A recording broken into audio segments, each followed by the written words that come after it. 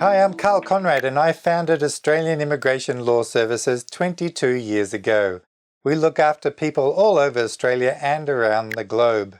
Our senior migration agents each have over a decade of experience and have trained from the beginning in our office. If you want to live, work and study in Australia, we post videos weekly on visas, requirements and important immigration news, so be sure to subscribe. The Temporary Skilled Shortage Visa Subclass 482 allows you to live and work in Australia for up to 4 years.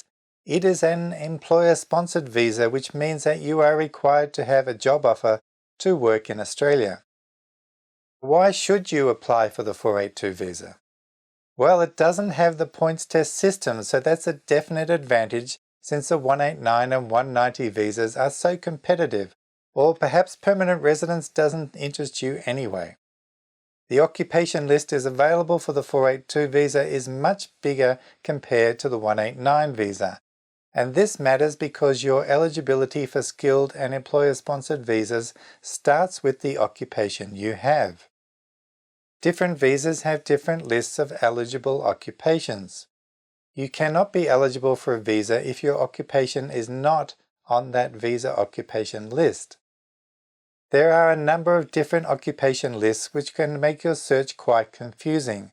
To make your search easier, we have compiled all the different occupation lists into a single complete list.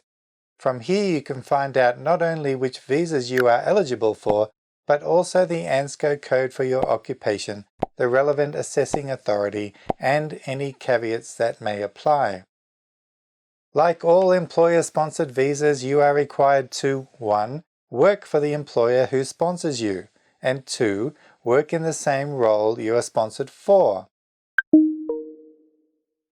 There are 3 subtypes under the 482 visa which are known as the short-term stream, the medium-term stream, and the labour agreement stream.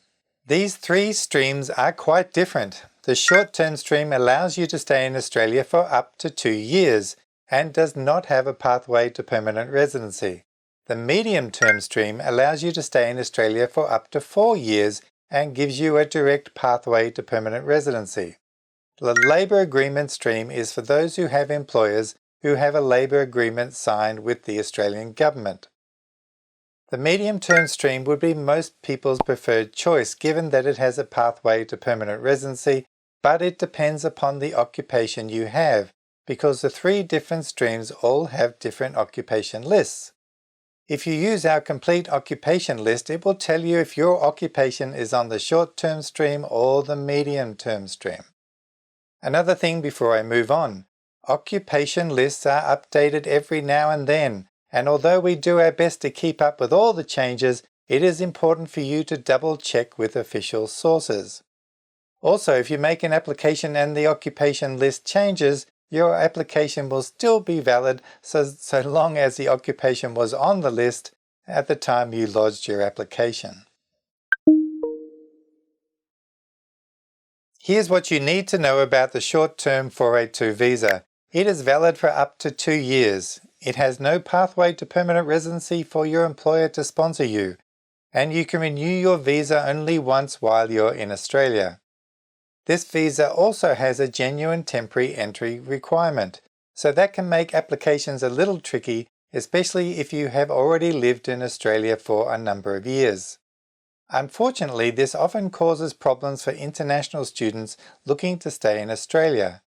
The Immigration Department also looks at factors such as if you have a history of complying with your visa conditions. If your occupation is on the list for the medium-term 482 visa, your visa is valid for up to 4 years.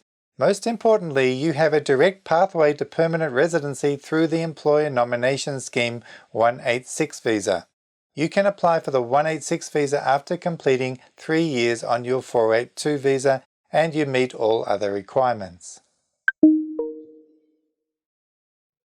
You don't hear much about the labour agreement stream because it's only for employers who have a signed labour agreement with the government. There are 5 different types of labour agreements. Out of the 5, the most interesting is the Designated Area Migration Agreement, or otherwise known as DAMA. DAMAs relate to specific regional areas, and different DAMAs have their own occupation lists and specific requirements or benefits.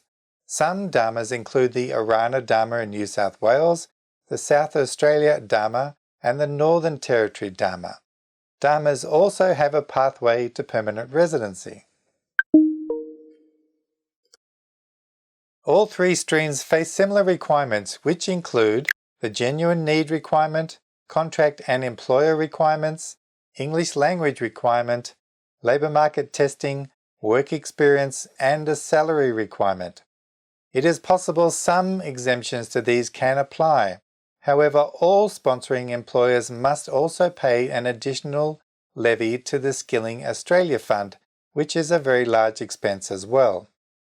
Applicants are not generally required to submit a skill assessment, but there are some trade occupations for which this is mandatory. There are 25 affected occupations, some of which are electricians, carpenters, chefs, cooks, bakers, program and project administrators, and so forth.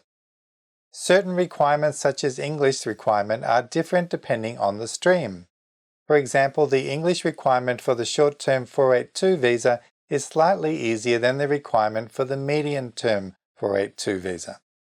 Those under the labour agreement stream are often eligible to access concessions such as easier English requirements or not having to meet the minimum salary threshold.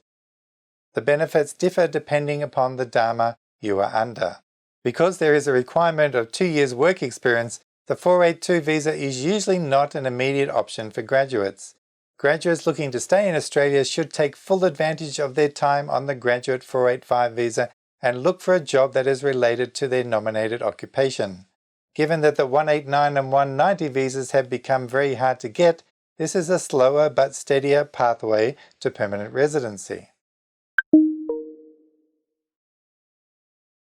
There are 3 parts to the 482 visa application. These are the standard business sponsorship application, the nomination application, and the visa application.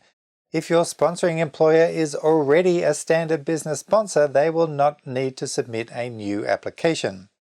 Standard business sponsorships are valid for 5 years, and the Immigration Department recommends that sponsoring employers renew their sponsorship validity before it ends.